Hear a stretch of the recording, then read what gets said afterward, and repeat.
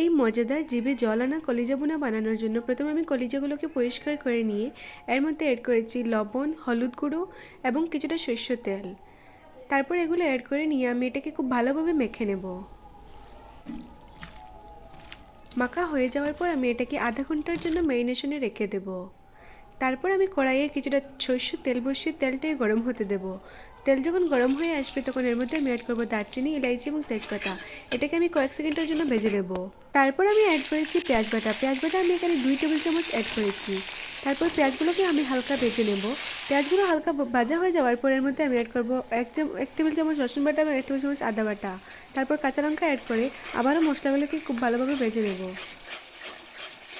মশলাগুলো কিছুটা ভাজা হয়ে যাওয়ার পর এর মধ্যে আমি অ্যাড করব জিরে গুঁড়ো, হলুদ গুঁড়ো, কাশ্মীরি লঙ্কা গুঁড়ো, চিনি।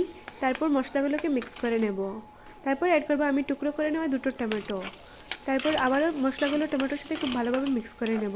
মশলাগুলো যাতে জ্বলে না যায় তার জন্য আমি এর মধ্যে কিছুটা গরম জল অ্যাড করে 5 থেকে 7 মিনিট আমি মশলাগুলোকে খুব ভালোভাবে কষিয়ে নেব। তারপর আমি দিয়ে দেবো আমাদের ম্যারিনেট করে রাখা কলিজাগুলো। এগুলোকেও মশলার সাথে খুব ভালোভাবে মিক্স করে নিয়ে ঢাকনা চাপা দিয়ে রেখে দেবো।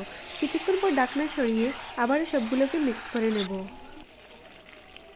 এইভাবে করে 10 থেকে 20 মিনিটের মতো আমি কিছুক্ষণ পর পর নেড়েচেড়ে খুব ভালোভাবে কুক করে নেব।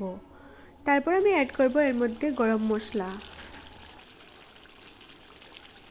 তারপর সবগুলোকে মিক্স করে নেব এবং তৈরি হয়ে যাবে আমাদের এই মজাদার ভুনা।